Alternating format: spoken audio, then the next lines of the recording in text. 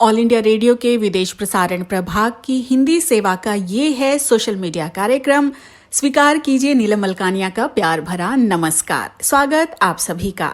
हमेशा की तरह इस एपिसोड में भी हम आपके लिए लेकर आए हैं कुछ संदेश, कुछ जानकारियां। बने रहिएगा हमारे साथ।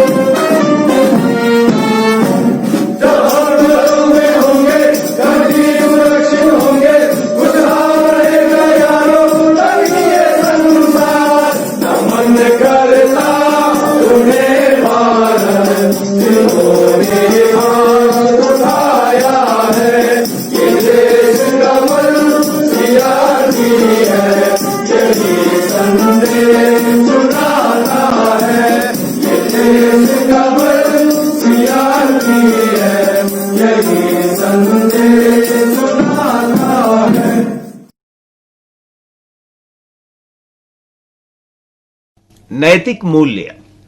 इस भागम भाग जिंदगी जीने की कला को मनुष्य अच्छे से जान गया है, लेकिन वो ये भूल गया है कि देश व समाज के प्रति उसकी नैतिक जिम्मेदारी क्या है। हमारा कर्तव्य है कि हम कोई भी अव्यावहारिक कार्य न करें। अव्यावहारिक कार्य यानी आप ऐसा कोई काम ना करें जिससे दूसरों को परेशानी हो। लोगों में धैर्य रखने का साहस पूरी तरह समाप्त हो रहा है। वेग और क्रोध को लोग अपनाते जा रहे हैं।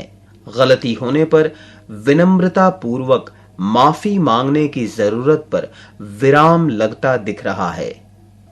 हालांकि बुजुर्ग अवस्था में व्यक्ति अपने किए हुए कर्मों के बारे में पश्चाताप जरूर करता है, लेकिन तब तक बहुत देर हो चुकी होती है। उसे अपने किए हुए गुनाहों की सजा मिलनी ही है। इसलिए जरूरत इस बात की है कि हम सभी को बाल्यकाल से नौनिहालों को जीवन को स्वस्थ और अच्छे रास्ते पर चलने की कला को बारीकी से सिखाना चाहिए। आज समाज में बच्चों को जो वातावरण मिल रहा है वो अधिकांशतः भौतिक मूल्यों पर आधारित है। बच्चों को एक अच्छा इंसान बनाने की जगह उसे धनवान, सत्ता में बने रहने की कला की शिक्षा परोसी जा रही है। वो उन सभी कलाओं को सीखने की भरसक कोशिश में जुटा हुआ है ताकि समाज में उसका वर्चस्व कायम हो सके। माता पिता भी बचपन से ही उसी दिशा में तैयार करने में जुट जाते हैं। भौतिक सुख सुविधाओं को हासिल कर लेना ही व्यक्तित्व विकास का प्रमुख उद्देश्य बन गया है।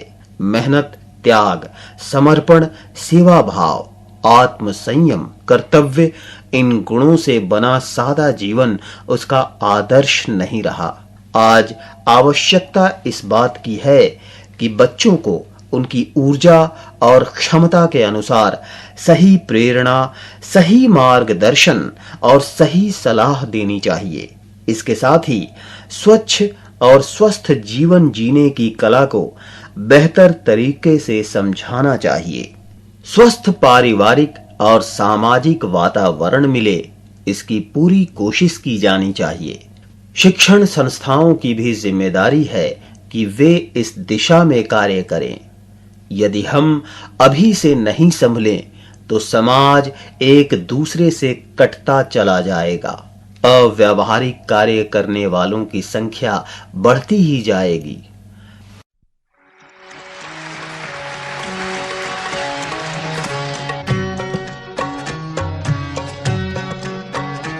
कल 14वीं की रात थी, शब भर रहा चर्चा तेरा। कल 14वीं की रात थी, कुछ ने कहा ये चांद है, कुछ ने कहा ये चांद है, कुछ ने कहा चेहरा तेरा। कल 14वीं की रात,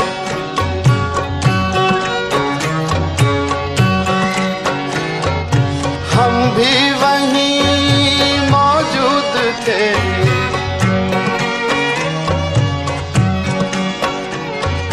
हम भी वहीं मौजूद थे, हमसे भी सब पूछा किए।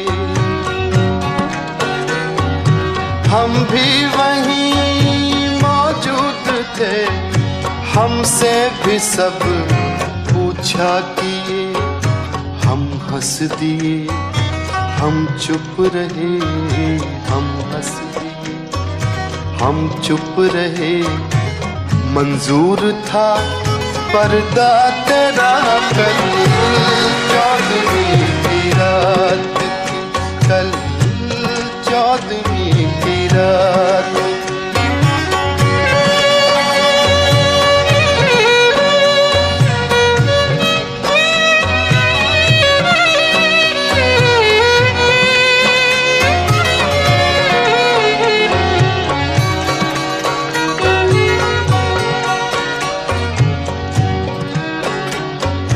इस शहर में किससे मिले,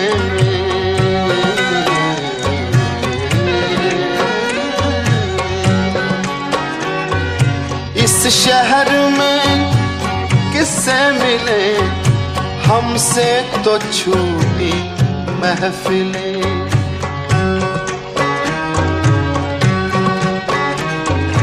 इस शहर में किससे मिले, हमसे तो छूटी महफिलें। हर शख्स तेरा नाम ले, हर शख्स तेरा नाम ले, हर शख्स दीवाना तेरा। कल 14वीं की रात थी, कल 14वीं की रात थी, शब भर रहा चर्चा तेरा। कल 14वीं की रात थी।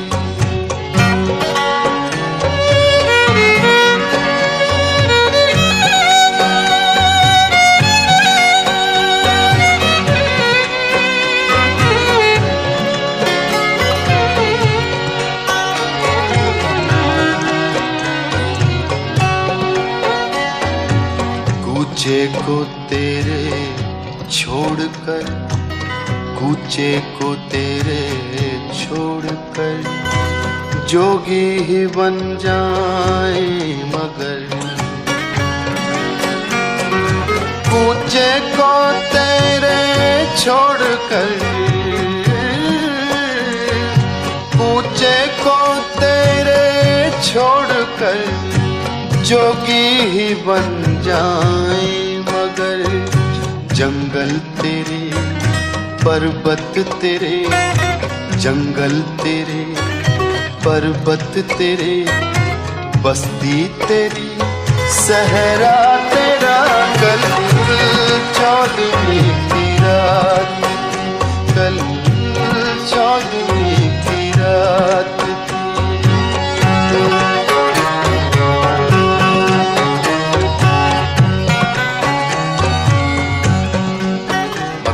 पेश कर रहा हूँ। इंशा जी की गजल है, इब्ने इंशा।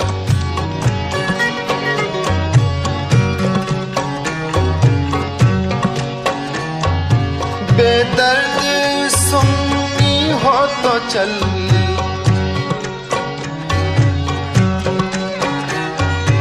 बेदर्द सुन्नी हो तो चल, कहता है क्या अच्छी गजल,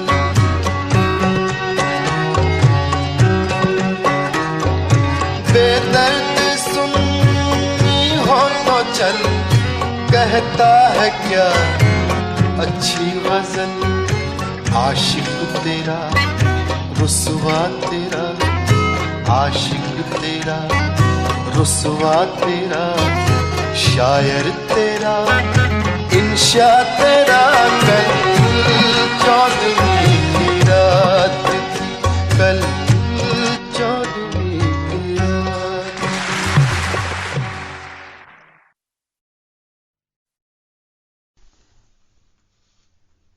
ये ऑल इंडिया रेडियो की हिंदी सेवा है। अब आप मनोज कुमार चौधरी से समाचार सुनिए। आज जीएसटी परिषद की कोरोना वायरस महामारी के कारण अप्रैल से जून महीने में जीएसटी की वसूली की कमी पर चर्चा से संबंधित बैठक होगी। 2020-21 के लिए धान की खरीद की शुरुआत सरकारी अधिप्राप्ति वाले राज्यों में हो चुकी है। 3 अक्टूबर 2020 तक 5,73,339 मीट्रिक टन धान की खरीदारी पहले ही कर ली गई है। एमएसपी आउटफ्लो 1,082.464 करोड़ रुपए है। इससे 41,084 किसानों को लाभ हुआ है। भारतीय सेना प्रमुख जनरल एमएम नरवणे तथा विदेश सचिव हर्षवर्धन श्रृंगला म्यांमार की यात्रा पर हैं। वे म्यांमार की स्टेट काउंसिलर आंग सान सू की तथा म्यांमार सशस्त्र बलों के कमांडर इन चीफ वरिष्ठ जनरल मिन आंग हेलियांग के साथ बैठक करेंगे। केंद्रीय स्वास्थ्य मंत्री डॉक्टर हर्षवर्धन ने कहा है कि सरकार कोविड-19 के 400 से 500 मिलियन खुराक लेने तथा उसका इस्तेमाल करने की योजना बना रही है। उन्होंने कहा कि जुलाई 2021 तक सरकार 20 से 25 करोड़ लोगों का टीकाकरण करने का लक्ष्य रखती है। आज दिल्ली में बिहार विधानसभा के चुनावों के पहले चरण में प्रतिस्पर्धा करने वाले उम्मीदवारों की सूची जारी करने से संबंधित भारतीय जनता पार्टी की कोर समिति की बैठक हो रही है। अफगानिस्तान संसद की पहली महिला उपाध्यक्ष फौजिया कूफी का नामांकन 2020 के नोबेल शांति पुरस्कार के लिए किया गया है। वे अफगान शांति प्रक्रिया पर तालिबान के साथ एक वार्ताकार भी हैं। कथित शांति प्रक्रिया की मेजबानी कतर कर रहा है। नॉर्वे की शांति परिषद ने कहा है कि सुश्री कूफी मेल मिलाप प्रक्रिया में सम्मिलित की जाने वाली संघर्षरत अफगान की सभी महिलाओं की एक पहचान है। भारत में 5.5 मिलियन से अधिक रोगी कोविड-19 के संक्रमण से मुक्त हो चुके हैं। MOHFW के अनुसार गत 24 घंटों में 76,737 रोगियों के संक्रमण मुक्त होने की खबर है। संक्रमण से उबरने वालों की दर 84.34% है। अब तक 55,86,703 मरीज ठीक हो चुके हैं। गत 24 घंटों में देश में कोविड-19 के 9,89,860 परीक्षण किए गए हैं। मंगलवार से पेरिस अत्यधिक सतर्क रहेगा तथा कोविड-19 के मामलों में हुई बढ़ोतरी के बाद नए प्रतिबंध लगाए जा सकते हैं। गत सप्ताह मार्सिले शहर में सभी रेस्तरां तथा पब एक हफ्ते के लिए बंद कर दिए गए। अजरबैजान ने कहा है कि आर्मेनिया के एक रॉकेट हमले में गेंजा शहर में एक नागरिक की मौत हुई है तथा 4 लोग घायल हो गए हैं। बाकू ने जवाबी कार्रवाई की धमकी दी है। इसके साथ ही ये समाचार बुलेटिन अब समाप्त होता है। सामयिक वार्ता। विषय तेजी से बहाल होती भारतीय अर्थव्यवस्था। आलेख वरिष्ठ संवाददाता मनीष आनंद का। वाचन स्वर नीलम मलकानिया का। भारतीय अर्थव्यवस्था सभी माध्यमों से सामान्य होती हुई तेजी से कोविड-19 के पहले स्तर तक पहुंच रही है। मांग का स्तर सामान्य होते जाने की वजह से निर्माण भी सामान्य हो रहा है। 6 महीनों बाद निर्यात बढ़ रहा है, जिससे वैश्विक आपूर्ति श्रृंखला में दुनिया के भरोसे का पता चलता है। भारतीय अर्थव्यवस्था में पलटाव के संकेत देते हुए 2 पहिया, 4 पहिया और ट्रैक्टरों की बिक्री ने हैरान किया। वस्तु एवं सेवा कर को अर्थव्यवस्था की सेहत का विश्वसनीय संकेतक माना जाता है। 6 महीने की कमी के बाद पिछले महीने इसमें विस्तार हुआ, जिससे आर्थिक व्यवधान के स्तर का पता चलता है। सितंबर में जीएसटी संग्रहण में 4% की वृद्धि देखी गई। इससे आशा पैदा होती है कि भारत में अनलॉक करने के लिए जो कदम उठाए गए हैं, उनसे जीएसटी संग्रहण आगे भी बेहतर होता जाएगा। अर्थव्यवस्था में चौतरफा बहाली प्रदर्शित करते हुए इस साल फरवरी से निर्यात में पहली बार बहाली देखी गई और इसमें 5.3% की वृद्धि हुई है। वैश्विक आर्थिक प्रतिबंधों को आसान करने के अतिरिक्त इससे दुनिया की आपूर्ति श्रृंखला में भारत की मुख्य भूमिका की भी पुष्टि होती है।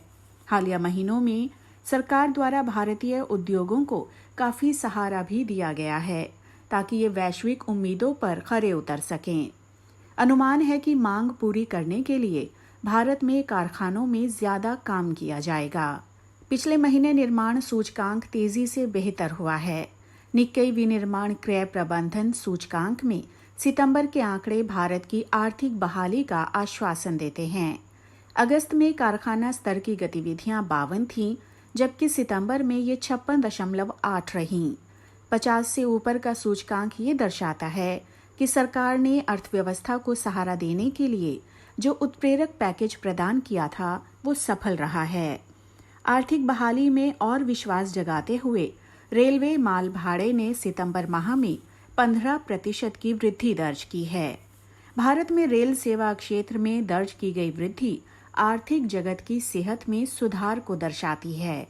इसके साथ ही प्रवासी कामगारों के उनके काम के स्थान पर पहुंचने के लिए चलाई गई विशेष रेलों द्वारा भी यात्री सूचकांक में अच्छे आंकड़े देखने को मिले। लॉकडाउन के दौरान कृषि क्षेत्र में सबसे कम व्यवधान पैदा हुआ और ग्रामीण क्षेत्र जनित मांग से अर्थव्यवस्था में संतुलन रखने में मदद मिली। ट्रैक्टरों की बिक्री ने निर्माताओं को भी हैरान कर दिया, लेकिन हालिया वर्षों में किसानों की आय बढ़ाने के प्रयासों और प्रधानमंत्री किसान सम्मान निधि योजना के अंतर्गत किसानों के खातों में सीधे 1 लाख करोड़ रुपए जमा करवाए जाने से भी ग्रामीण क्षेत्र में मांग बढ़ाने में प्रमुख मदद मिली। अर्थव्यवस्था के लिए अच्छा मानसून भी बेहद सहायक होता है। भारत पर मौसम बहुत मेहरबान रहा है। देश में लगातार 2 सालों के लिए 61 वर्षों के बाद सामान्य से बेहतर मानसूनी वर्षा दर्ज की गई। ट्रैक्टर के अतिरिक्त मोटर वाहन क्षेत्र में भी बहाली के तीव्र संकेत देखे गए। पिछले महीने 2 पहिया और 4 पहिया वाहनों की बिक्री पिछले साल इसी समयावधि में हुई बिक्री से ज्यादा रही। औद्योगिक विशेषज्ञों ने पहली बार ये दर्ज किया कि मोटर वाहनों की बढ़ी खरीद की वजह से इस क्षेत्र में वृद्धि दर्ज की गई। कोविड-19 महामारी से उपजे हालात का सामना करने में औषधि क्षेत्र की दुनिया भर में तारीफ हुई। यह क्षेत्र लॉकडाउन से अप्रभावित रहा और वैश्विक मांग पूरी करने के लिए क्षमता वर्धन करता रहा। आने वाले महीनों में भारत की टीका निर्माण क्षमता पूरे विश्व में दिखाई देगी। भारत ने लघु और मझौले उद्योगों को सहारा देने, स्थानीय निर्माण को प्रोत्साहन देने और अर्थव्यवस्था के हर अंग की बेहतरी के लिए कई उपाय किए, जिनमें 20 लाख करोड़ रुपए का उत्प्रेरक पैकेज भी शामिल है। इस तरह खेतों से लेकर श्रम बाजार तक सभी पहलुओं को सहारा दिया गया। सरकार ने आर्थिक बहाली के लिए अतिरिक्त मदद के संकेत भी दिए हैं। कोरोना विषाणु के दूसरे चरण को लेकर चिंताएं व्याप्त हैं, इसलिए संभावित परेशानियों को देखते हुए नीति निर्माताओं को पहले से ही समाधान के बारे में भी तैयार रहना चाहिए।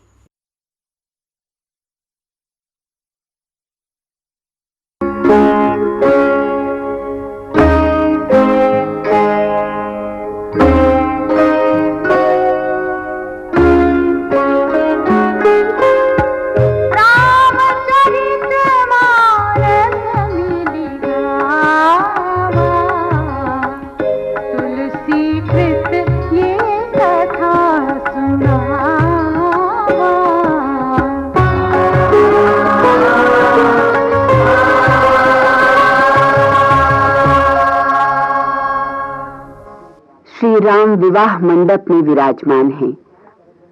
शुभ मुहूर्त विचार कर वशिष्ठ जी ने राजपुरोहित शतानंद से राजकुमारी को मंडप में लिवा लाने का अनुरोध किया। सुंदर मंगल साज सजी रनवास की स्त्रियां और सखी सहेलियां आदर सहित सीता को मंगल गीत गाती लिवा चली। कुलाचार के पश्चात कुलगुरु ने गौरी, गणेश तथा ब्राह्मणों की पूजा कराई।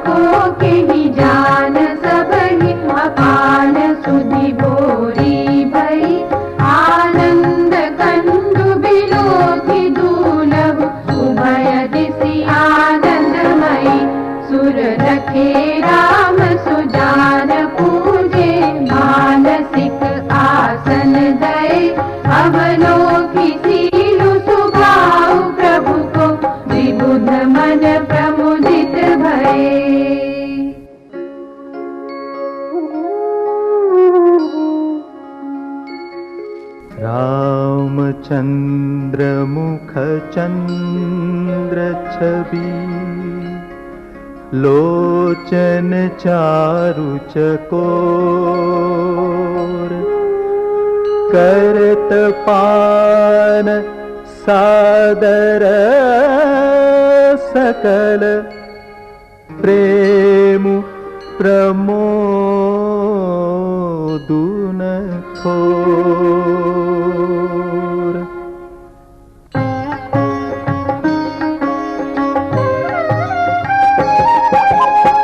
समौ बिलोकी वशिष्ठ बोलाए, सादर सतानंदु सुनियाए। तेगी कुंवरी अब आन हो जाए, चले मुदित मुनि आय सुपाए। रानी सुनी उपरोहित बानी, प्रमुदित सखिन समेत सयानी।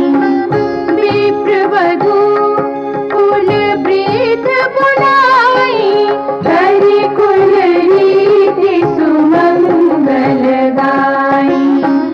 नारी वेश जे सुरबर बामा, सकल सुहाय सुंदरी श्यामा। नहीं देखी सुख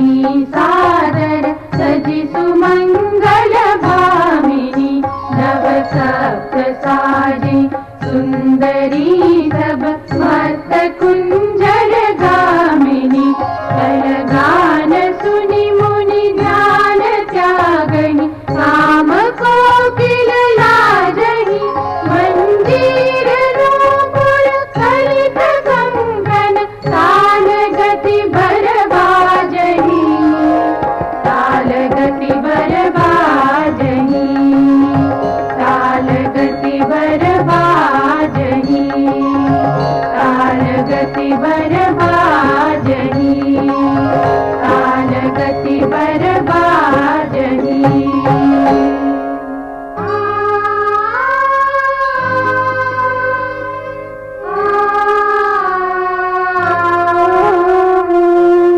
सुहति बनिता बृंद मोह सहज सुहावनी सी छवि ललनागन मध्य जन सुषमा तिय कमनीय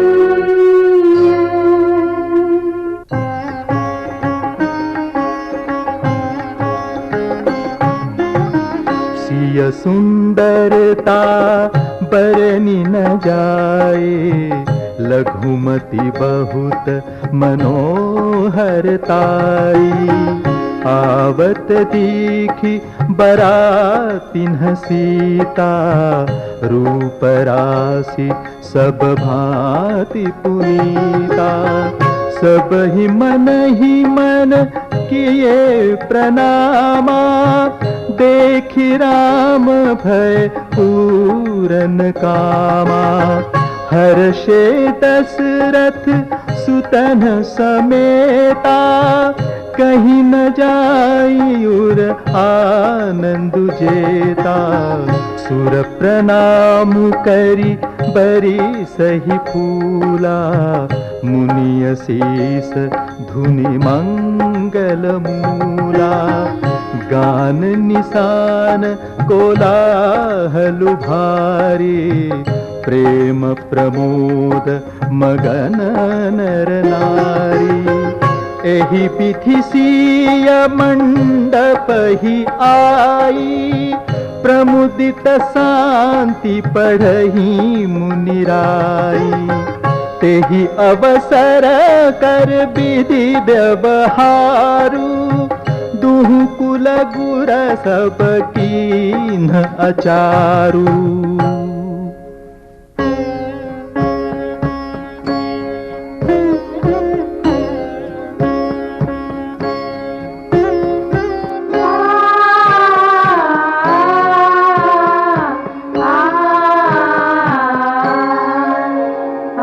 चारु करि गुर गौरी गणपति उदित विप्र पूजावहि सुर प्रकटि पूजा देहि देहि आशीष अति सुख पावहि मधुपर्क मंगल द्रव्य जोजेहि समय मुनि मन महु चहे हर कनक को पर कलश सोतब यही परिचारक रहे कुल रीति प्रीति समेत रवि कहीं तीत सब सादर कियो यही भांति देव पुजाई सीतहि सुभग सिंहासनु दियो सुभग सिंहासनु दियो सिय राम अवलोकनि परस पर प्रेम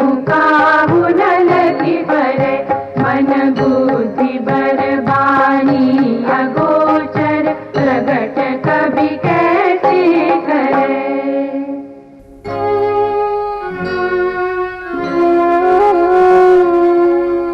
होम समय तनु धरि अनलु अति सुख आहुति लेहि विप्र वेश धरि वेद सब कही विवाह विधि देहि।